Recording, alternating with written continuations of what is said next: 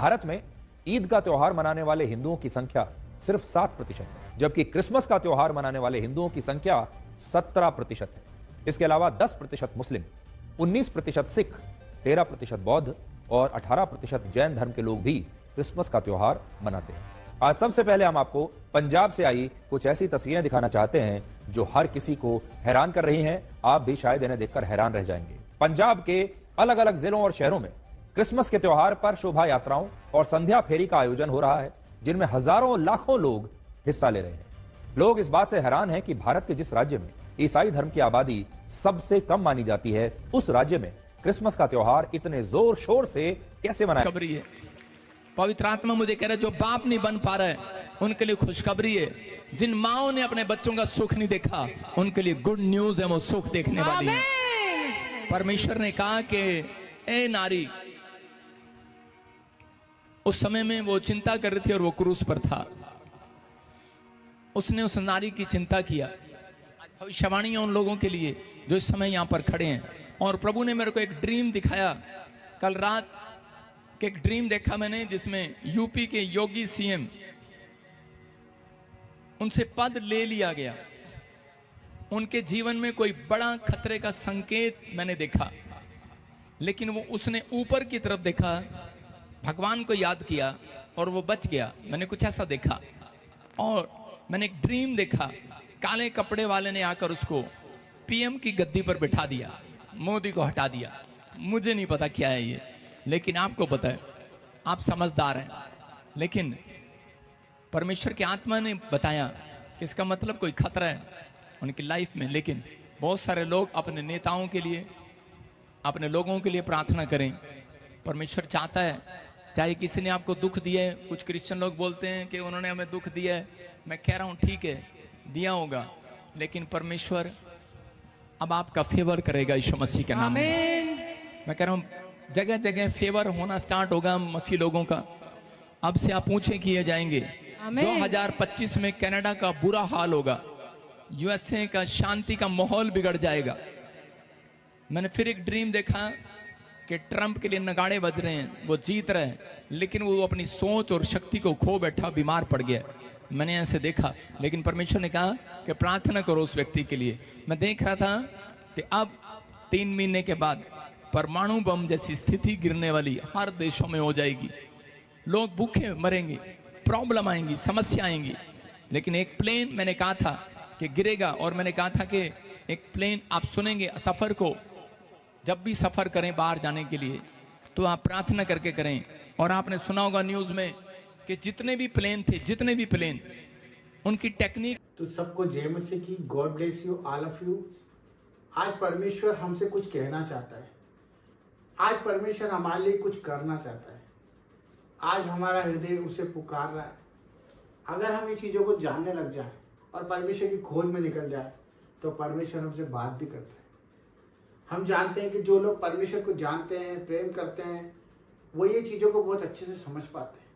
परंतु परमेश्वर का अनुभव और परमेश्वर का प्रेम किस तरह से आप देख सकते हो? अपनी जिंदगी में तो देख ही पाते हो, परंतु अपनी हर एक पल मौजूदगी को किस तरह से फील कर सकते हो?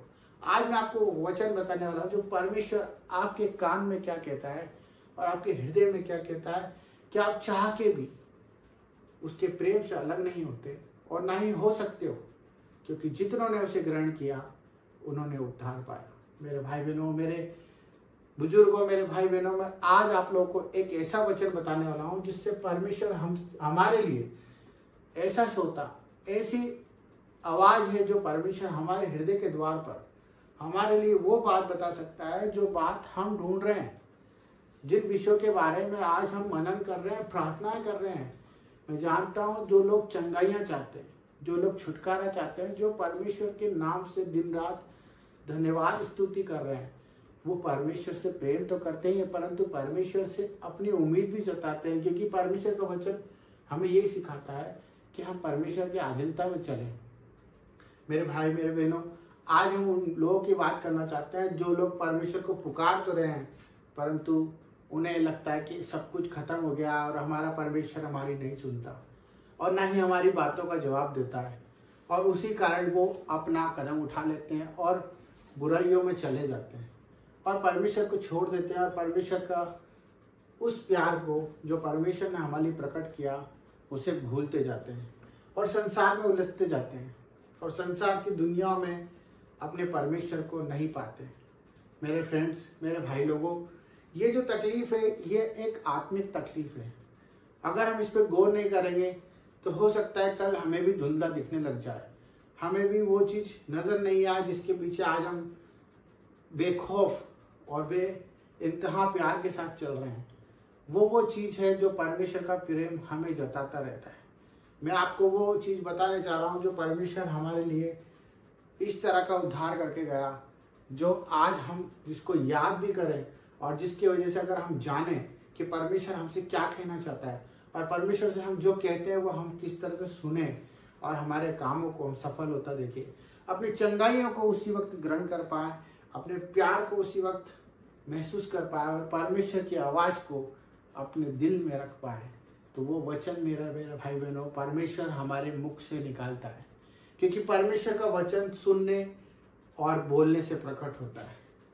जब तक हम संगति में नहीं रहेंगे, परमेश्वर का वचन यही कहता है कि हम बुराई में ना जाए, हम ईर्ष्या ना करें, घमंड ना करें, हम अपने हृदय को नम करें। जब तक हमारे सिर के ऊपर जो ढक्कन है वो ना खुलेगा, जब तक परमेश्वर हमारे भीतर नहीं आ सकता। जिस तरह हमारा द्वार अगर बंद है और अगर हम नहीं खोलेंगे तो कोई भी प्रवेश नहीं कर सकता, उसी प्रकार अगर हम जब तक वचन और बाइबल और प्रार्थनाओं में नहीं रहेंगे तब तक हम परमेश्वर की आवाज को नहीं सुन सकते।